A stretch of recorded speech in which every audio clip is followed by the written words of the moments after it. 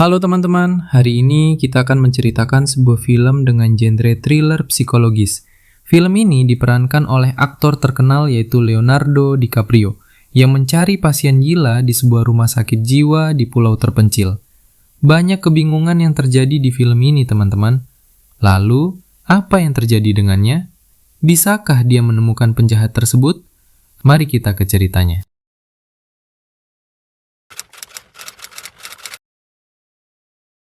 Cerita dimulai pada tahun 1954, saat kapal berlayar di Laut Boston.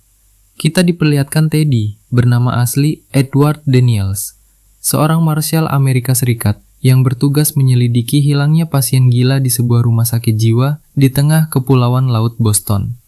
Dia juga ditemani seorang marshal bernama Chuck.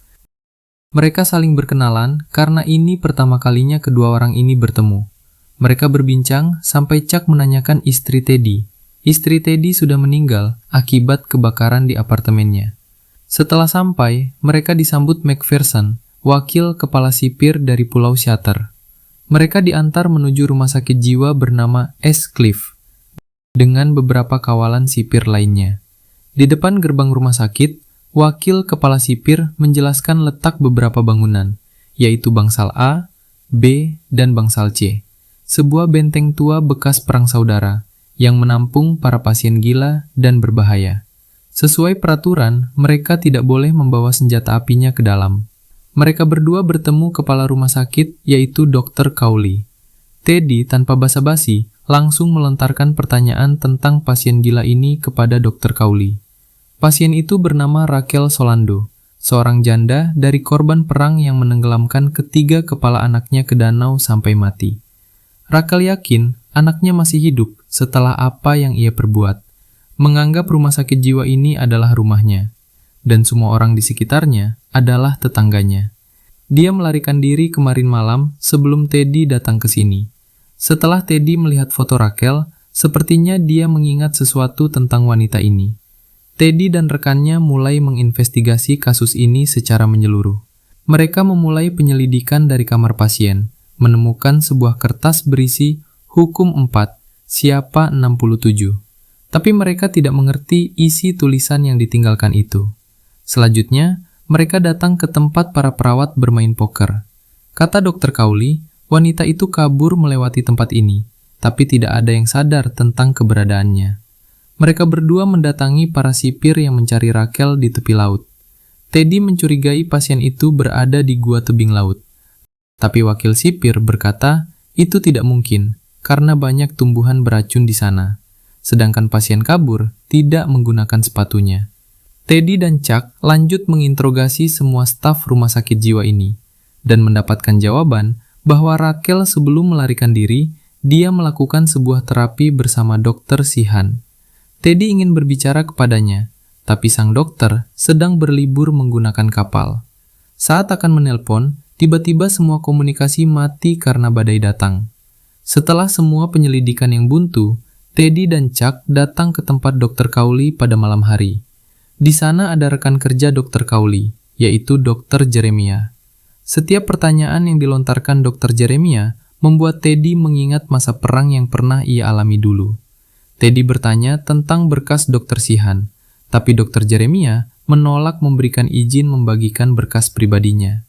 Teddy marah dengan perkataan itu, memutuskan menghentikan penyelidikan ini.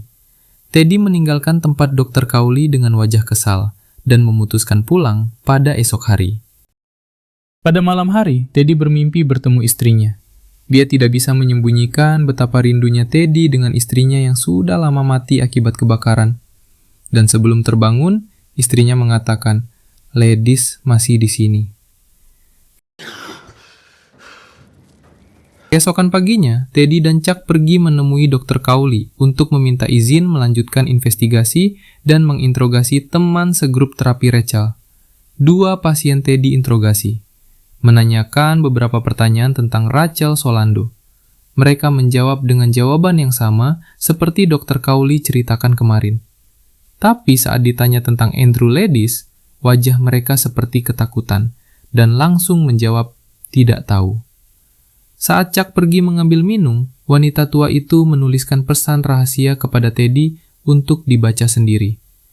Teddy menceritakan siapa sebenarnya Andrew Ledis ke rekannya.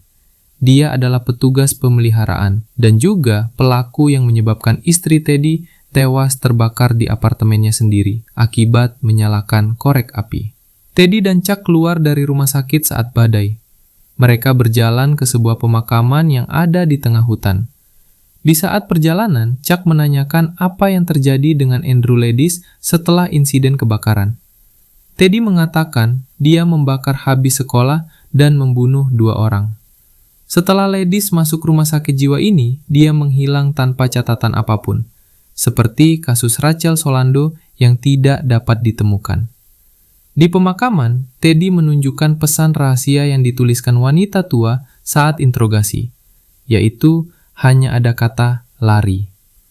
Mereka berdua menepi di bangunan tua di samping pemakaman, karena badai semakin kencang. Saat menunggu, Teddy teringat saat dia masih menjadi militer Amerika Serikat. Di Dachau, Teddy membantai pasukan penjaga Jerman tanpa ampun. Teddy juga menceritakan sebelum datang ke sini, dia mencari data tentang rumah sakit ini dan menemukan salah satu mantan pasien, yaitu George Noyce. Setelah keluar dari sini, Noyce menewaskan 3 orang di sebuah bar dan mendekam di penjara. Tujuan Teddy datang ke sini bukan untuk membunuh Andrew Ledis maupun mencari Rachel Solando, melainkan untuk mencari bukti kejahatan di rumah sakit ini. Karena di rumah sakit ini diduga melakukan eksperimen pengendali pikiran terhadap pasiennya, dan Teddy ingin mengungkapkannya ke publik. Tapi Chuck menyangkal pemikiran Teddy. Bagaimana tiba-tiba rumah sakit membutuhkan seorang marshal hanya untuk mencari seorang pasien yang kabur? Bagaimana jika rumah sakitlah yang menginginkan Teddy untuk datang ke sini? Sebelum menjawab semua pertanyaan itu, tiba-tiba pintu terbuka, dan wakil kepala sipir ada di luar menggunakan mobil, meminta mereka datang menemui Dr. Cowley. Setelah mengeringkan badan, Teddy dan Chuck datang ke tempat Dr. Cowley. Di sana, semua petinggi rumah sakit sedang berdiskusi. Tapi tiba-tiba, Teddy menyela menanyakan beberapa pertanyaan singkat tentang Rachel Solando dan tulisan yang ditemukan di kamarnya kemarin. Dr. Cowley masih tidak menjawab pertanyaan tentang itu, tapi dia memberitahu bahwa Rachel telah ditemukan. Teddy bertemu Rachel di kamarnya. Dia ingin tahu di mana dan apa yang dilakukannya kemarin. Rachel menjawab, dia memberi makan anaknya lalu memutuskan berenang lama di sebuah danau.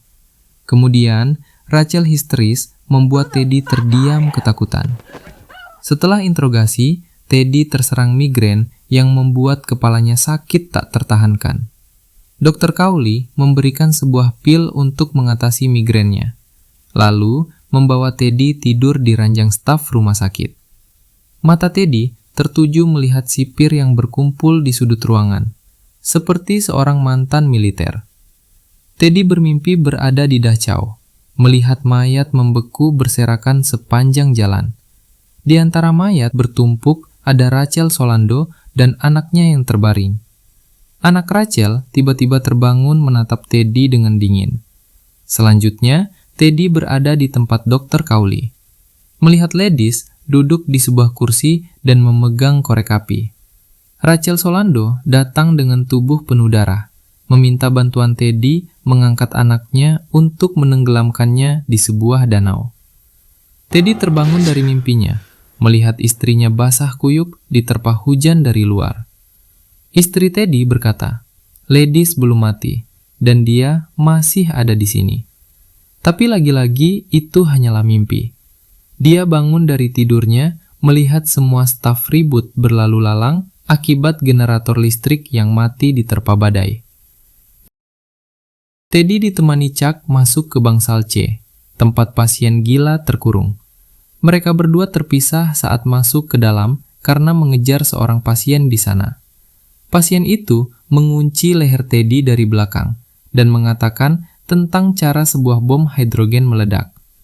Chuck datang bersamaan dengan polisi membawa pasien itu ke ruang perawatan. Teddy ditinggal sendirian di dalam bangsal.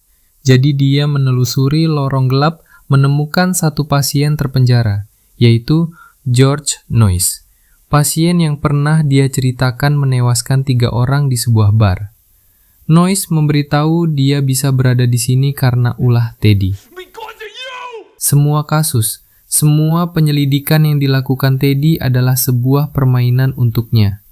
Noyce melanjutkan bahwa Teddy harus merelakan bayang-bayang istrinya jika dia mau mengungkap semua kebenaran yang ada di tempat ini.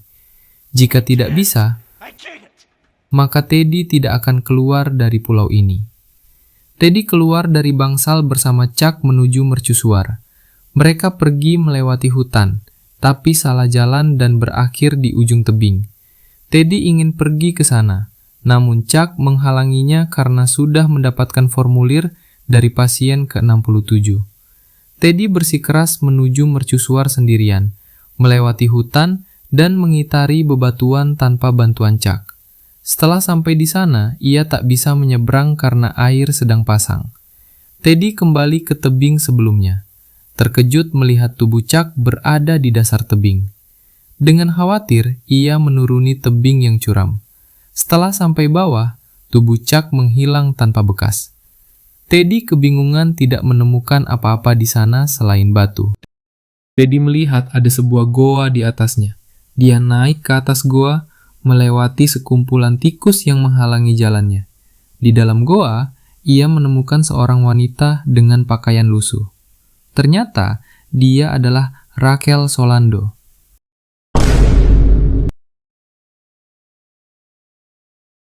Rachel menceritakan dia tidak pernah menenggelamkan anaknya karena belum pernah menikah. Dia sebelumnya adalah psikiater di rumah sakit jiwa ini. Rachel mencurigai bahwa rumah sakit membeli obat psikotropika untuk mengembangkan praktik lobotomi atau pengendali pikiran yang membuat pasien menjadi jauh lebih penurut. Tanpa ia sadari, Teddy telah menelan obat-obatan itu dari makanan, bahkan rokok yang diberikan perawat kemarin. Sebab itulah Teddy sering terkena migrain. Rachel menjelaskan, di mercusuar adalah tempat di mana pembedahan otak terjadi, dan semua orang di pulau ini mengetahuinya. Teddy pergi dari gua itu esok pagi. Saat di hutan, dia bertemu sipir yang mengantarnya kembali menggunakan mobil. Di rumah sakit, dia bertanya kepada Dr. Cowley kemana perginya Chuck. Tapi, sang dokter membuatnya terkejut, karena Dr. Cowley menjawab dia datang ke sini sendirian. Teddy diam-diam ke ruang perawat mencuri dasi miliknya lalu pergi. Saat keluar, dia bertemu dengan Dr. Jeremiah. Teddy merebut suntikan penenang dari dalam kantongnya, dan menyuntikkan ke tubuh Dr. Jeremiah hingga membuatnya pingsan. Teddy sepertinya sudah sadar bahwa ada yang tidak beres di rumah sakit jiwa ini. Dia kabur menuju mercusuar dengan membakar mobil untuk mengalihkan perhatian penjaga. Teddy menuju mercusuar dengan cara menyelam ke laut dan melumpuhkan salah satu penjaga di sana. Setelah sampai di atas, ternyata Dr. Cowley sudah menunggu di sana. Dr. Cowley memberikan fakta. Ternyata Teddy adalah seorang pasien di rumah sakit jiwa ini. Dia mengalami delusi dengan meyakini dirinya menjadi seorang Marshal Amerika Serikat, serta menunjukkan kecenderungan perilaku kekerasan akibat pengalaman trauma ketika membantai pasukan penjaga Jerman di Dachau. Teddy masih menyangkal bahwa dia tidak berdelusi, tapi Dr. Cowley mengatakan itu faktanya. Dia sendiri sebenarnya adalah Andrew Ledis yang selama ini dia cari, bukan Teddy. Ledis adalah pasien paling berbahaya di rumah sakit ini. Ledis memerankan Teddy untuk menunjukkan betapa tidak warasnya Andrew Ledis yang penuh dengan konspirasi. Migrain yang dideritanya adalah gejala akibat penghentian konsumsi obatnya. Tak selang lama, datanglah rekannya Chuck yang ternyata adalah Dr. Sheehan. Dokter yang membantu menangani Teddy selama masa penyembuhannya ini. Ia berpura-pura menjadi Chuck agar bisa mengawasi perkembangan pikirannya. Teddy masih menyangkal ini semua kebohongan yang dibuat oleh Dr. Cowley dan Sheehan. Dia mengambil pistol di meja, menembak 2 kali ke arah Dr. Cowley. Tapi itu adalah sebuah pistol mainan yang dipegangnya. Dr. Cowley menunjukkan ketiga foto putri Teddy yang tewas tenggelam. Dia mengingat di rumah lamanya istrinya menenggelamkan putrinya sendiri di danau belakang rumah. Karena sudah terlanjur kecewa, apa yang diperbuat, Teddy menembakkan pistol ke arah perut istrinya sambil menangis. Teddy tak sadarkan diri setelah mengingat semua kenyataan yang ia alami. Setelah terbangun, Dr. Cowley menanyakan beberapa pertanyaan memastikan Teddy sudah sepenuhnya sadar dari delusinya. Teddy menjawab dengan yakin semua pertanyaan, sehingga dokter percaya dia sudah kembali menjadi Andrew Ladis. Dr. Cowley melanjutkan bahwa Teddy pernah mencapai kemajuan yang sama 9 bulan yang lalu, tapi kondisinya waktu itu langsung mengalami kemunduran. Di akhir film, kita diperlihatkan Teddy duduk santai bersama Dr. Sheehan di depan rumah sakit. Dia masih memanggilnya Chuck dan berpikir mereka berdua harus keluar dari pulau ini secepatnya. Dr. Sheehan memberi isyarat kepada Dr. Cowley bahwa Teddy belum sembuh total. Terakhir, dia bertanya kepada Dr. Sheehan yang membuatnya sedikit terkejut. Mana yang lebih buruk? Hidup sebagai monster atau mati sebagai orang baik? Pertama. Thank you, thank you, thank you, thank you. Terima kasih kepada teman-teman yang sudah menonton. Jadi, menurut kalian gimana? Di ending film menunjukkan bahwa Teddy belum sepenuhnya sembuh dari delusinya, atau dia hanya pura-pura belum sembuh agar dia dilobotomi untuk menghilangkan traumanya. Kalian tim yang mana? Langsung drop pendapat kalian di komentar. Semoga kalian terhibur. Jangan lupa like, komen, dan subscribe channel ini. Sampai jumpa di film selanjutnya.